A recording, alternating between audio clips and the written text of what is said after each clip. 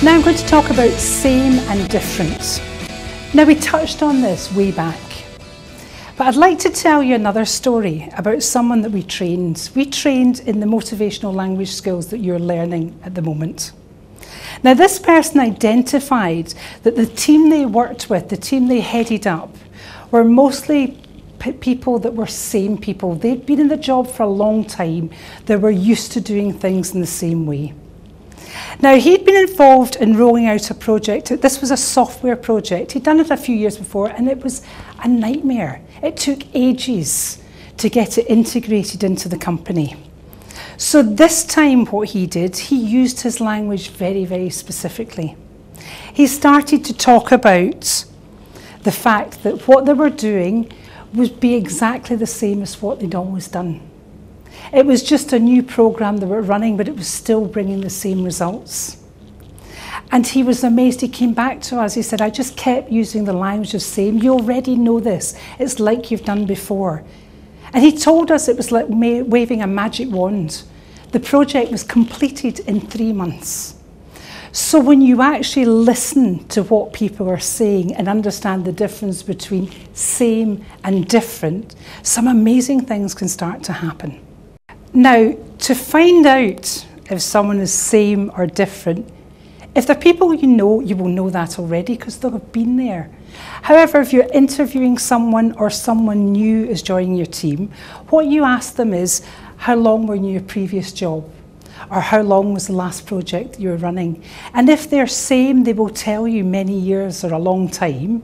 If they're different, it will be 6 months to 18 months.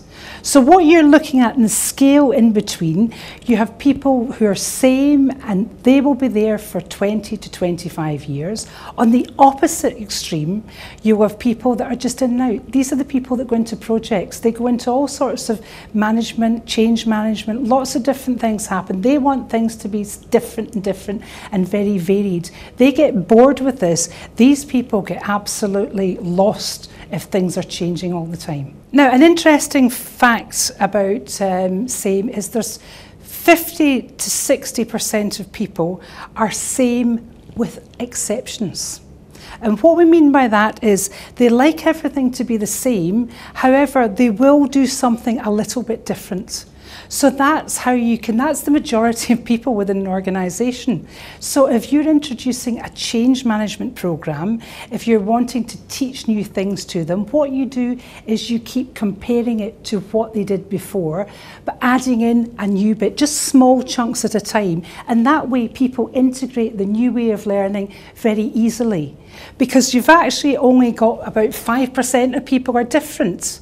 So what the majority of people need is to understand they all like security, to know what they're doing. And when you're implementing change, you do this in small chunks to let them integrate this so that the new part becomes same, becomes the things that they're used to. Now, the type of language used with people that are same is, you know how to do this. You've done this before. This is just like, and then you refer back to something else. So what you're doing is you're giving them a sense of familiarity. Even if the context is different, you're helping them understand this is just exactly like you've done before. We're just doing it in a slightly different way.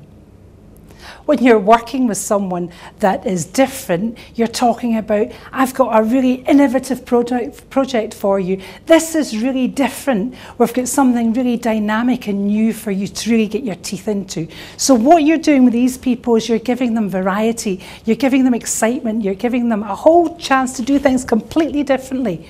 With these people, you keep very much, this is what you've always done, and then just adding the little bits in. So the guys that came in to the typing pool, how they should have done it was to actually come to these women and say, listen, we've got new computers. They're exactly the same as the typewriters. They do the same job. Your typewriters have got a keyboard. The computer's got a keyboard. It's the same. Where you have got your paper, the computer has got a screen. Now you are actually having to change everything manually. You can change it on the screen, and when you're finished, you print out, so you still have a letter in your hand. By being able to match the language and let everyone know that this was going to be, it was a new thing that was coming out, but doing exactly the same job in a much easier way, that would have made it so much easier. Now, some of you may be thinking that what we've covered is very similar to a lot of the psychometric testing that is out there.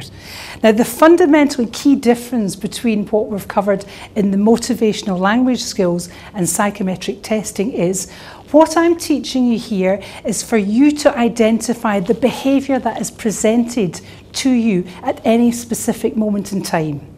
We've already identified that within the meta programs there's a scale and people can move from one side to another side depending on experience and skills that they're learning.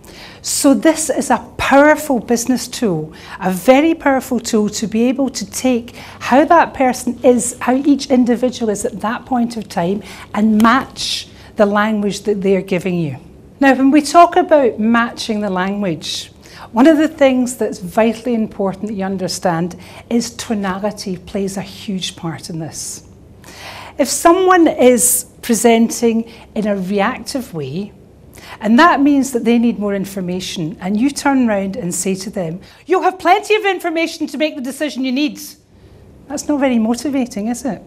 Because what you're doing, you're giving them the words that we've suggested. However, the tonality that you've given that person back does not match them. So it's important you listen to the tonality that you're receiving so that you can match back.